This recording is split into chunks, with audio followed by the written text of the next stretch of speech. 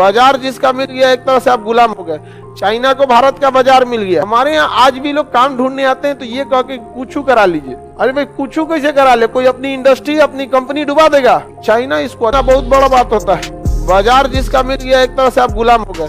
China को भारत का बाजार मिल गया। आज भारत का कोई ऐसा घर नहीं है जहाँ चाइनीज सामान नहीं है। टॉर्च से लेके हर चीज क्या हो गया चाइनीज। सोचो मेहंदी चाइनीज आ गया, समझ में आ गया कि नहीं। मेहंदी वो लगाते एकदम लाल कर देता, तुरंत लाल कर देगा। अब पहले की परंपरा थी जिसकी सास मानेगी उसी का मेहंदी लाल होता था। अब जिसकी सास नहीं भी है उसका भी लाल कर देता है। अच्छा लाल करने का तो कर देगा और 4 दिन बाद बदरंग कर देगा। 4 दिन बाद जहां तहां से छोड़ देगा, लगेगा कोड़ फूटल है। तो हाँ, तो जो महिला चाइनीज मेहंदी लगा के 2 दिन लहराती है फिर अगले 1 हफ्ता तक छुपा के घूमती है। क्या हो गया, जिन्हें कोड नहीं फूटा है, मेहंदी लगाए थे कोड नहीं फूटा है। देखिए देखिए कोड नहीं फूटा है। इंग्लैंड किस तरह से चाइना क्या कर दिया, कब्जा कर चुका है। राखी भी चाइनीज आ गया है। हमारे पास राखी बनने आती है, चाइनीज रहेगा तो उसको दोबारा भेजते हैं, दूसरा बढ़िया खरीद के लाओ।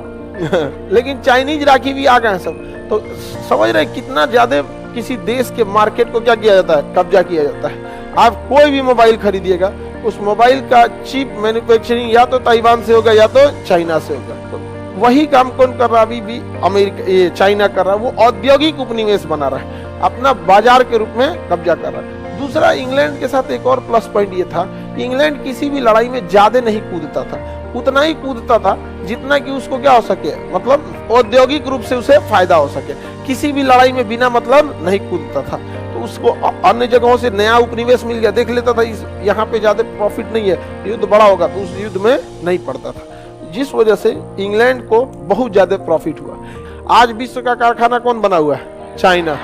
चाइना के पास स्किल्ड वर्कर है, हमारे यहाँ स्किल्ड नहीं है। हमारे यहाँ लेबर मिलेंगे। हमारे यहाँ आज भी काम करने के लिए कोई आएगा ना ढूंढने के लिए तो कहते हैं सर, कई हम आते हैं लोग को कहते हैं सर कोई काम पे। अरे भाई आप बताओ ना आप कौन सा काम जानते हैं। अगर आप ही स्टूडेंट है जरा सोचिए, कोई आदमी आएगा हमसे कुछ पढ़ लीजिए, आप पूछिएगा ना क्या पढ़ाते हो भैया कि पढ़ लीजिएगा, समझ रहे हैं कि नहीं। तो हमारे यहाँ आज भी लोग काम ढूंढने आते हैं तो ये कह के कुछ करा लीजिए। अरे भाई कुछ कैसे करा ले, कोई अपनी इंडस्ट्री अपनी कंपनी डुबा देगा, आप ले आके वहां सीखिएगा।